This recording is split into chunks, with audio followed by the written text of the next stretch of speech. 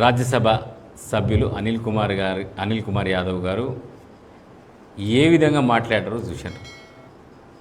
ఇదే press conference నీ గురించే చేసింది, కానీ ఒక మాట అయినా అన్నాడా?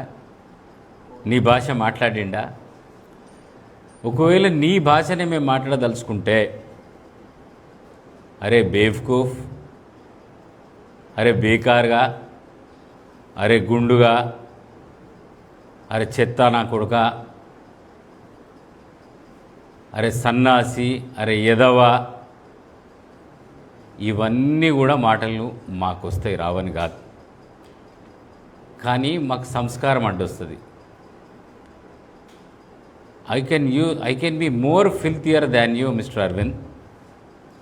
లాంగ్వేజ్ ఇంకా భయంకర. నీకైనా బండబూతులల్లా మనం కాంపిటీషన్, బూతుల కాంపిటీషన్ పెట్టుకుందామంటే నాకు తెలిసి నేనే గెలుస్తానేమో అరవింద్ నీ పైన. కానీ మనము సమాజంలో ఒక పెద్ద మనుషుల్లాగా మనల్ని సమాజం గౌరవిస్తున్నది. ఆ సమాజానికి మనం రోల్ మోడల్గా ఉండాలా? మనం ఏ భాషనైతే వాడుతున్నామో, ఏ నడవడైతే అంటే ఏ విధంగా నడుస్తున్నామో, ఏ విధంగా మన బాడీ లాంగ్వేజ్ ఉందో, ఏ డ్రెస్సులు వేసుకుంటున్నామో, ఏ భాష మాట్లాడుతున్నామో, ఇవన్నీ కూడా యువత ఈ సమాజం అనుసరిస్తుంది. They will follows. మనం చెడ్డగా ఉంటే వాళ్ళు చెడు దారిలో పోతారు. మన మంచి పద్ధతులు చెప్తే వాళ్ళు మంచి దారిలో పోతారు. కానీ నువ్వేం చెప్తున్నావు ఈ సమాజానికి? ఒక పార్లమెంట్ సభ్యుడిగా ఆ నీచమైన భాష వాడచ్చా? ఇప్పుడే మా అనిల్ గారు మా పక్కనే ఉన్నాడు, నా మిత్రుడు. ఎంత రాజ్యసభ సభ్యుడిగా నీ తోటి ఎంపీయే కదా, ఆయన ఎట్లా మాట్లాడుతుండో నువ్వెట్లా మాట్లాడుతున్నావు? అహంకారం నెత్తికెక్కింది, కళ్ళు నెత్తికెక్కినాయి, కళ్ళు కనబడతలే, నీకు కింద నేల కనబడతలే. డబ్బు అహంకారం, పదవి అహంకారం. ఎవరిని దూషిస్తున్నావు? ఒక పిసిసి అధ్యక్షుడు బీసీ సామాజిక వర్గం నుంచి ఎన్నో కష్టాలు పడి ఒక్కొక్క మెట్టు ఎదుగుతూ ఈ స్థానానికి చేరిన పిసిసి అధ్యక్షుడు, ఒక బీసీ సామాజిక వర్గానికి సంబంధించిన పిసిసి అధ్యక్షుడు మహేష్ కుమార్ గౌడ్ గారిని పట్టుకొని ఆ విధంగా మాట్లాడడం నీకు సిగ్గైనా అనిపిస్తలేదా అని అడుగుతున్నా. ఆ భాష కరెక్టేనా? నీ వయస్సులో నీకన్నా 10 ఏళ్ళు పెద్దోడు, నాకు తెలిసి 10-15 సంవత్సరాలు పెద్దోడు. ఆ విధంగా మాట్లాడచ్చా అరవింద్? అది పద్ధతేనా నువ్వు మాట్లాడేది? అంత నీచమైన భాష వాడచ్చా ఒకరిపైన? వయసుకు రెస్పెక్ట్ ఇవ్వవు, పదవికి రెస్పెక్ట్ ఇవ్వవు, దేనికి గౌరవం ఇవ్వవు. అసలు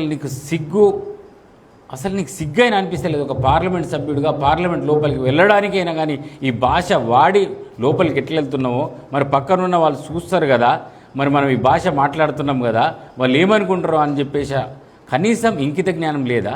మనం ఊర్లలోకి వెళ్తాం కదా, మన నియోజకవర్గం వెళ్తాం కదా, ప్రజలు ఏమనుకుంటారో అన్నది కూడా నువ్వు అసలు ఆలోచన చేయవా? సిగ్గు లేదా నీకు? బుద్ధి రాదా? మేమే నీ భాష మాట్లాడితే ఎట్లుంటుంది? గుండుగా అని మాట్లాడితే ఎట్లుంటుంది?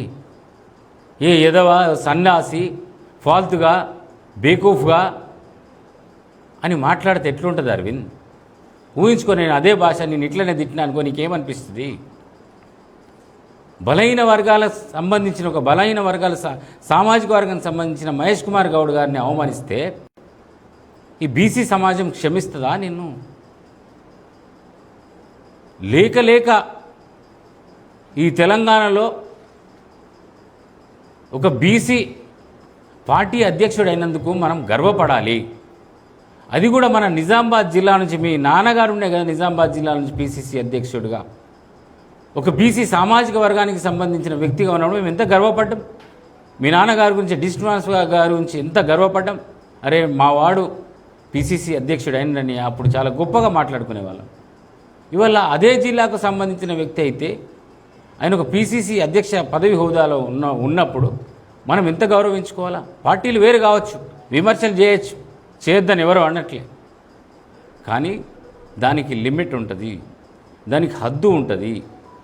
మర్యాదగా గౌరవంగా విమర్శించాలి. మీ నాన్నగారి గురించి ఇక చెప్పుకుంటే చాలా మంచోడు. ఆయన పిసిసి అధ్యక్షుడు అయిన తర్వాత, ఆ పదవి అధిరోహించిన తర్వాత ఒక ఇంటర్వ్యూలో ఆయన కళ్ళకి నీళ్లు పెట్టుకున్నాడు. నేను ఈ స్థాయికి వచ్చినా కానీ నా బ్యాక్గ్రౌండ్ చెప్పక తప్పదు. మా అమ్మగారు, మా తల్లి బీడీ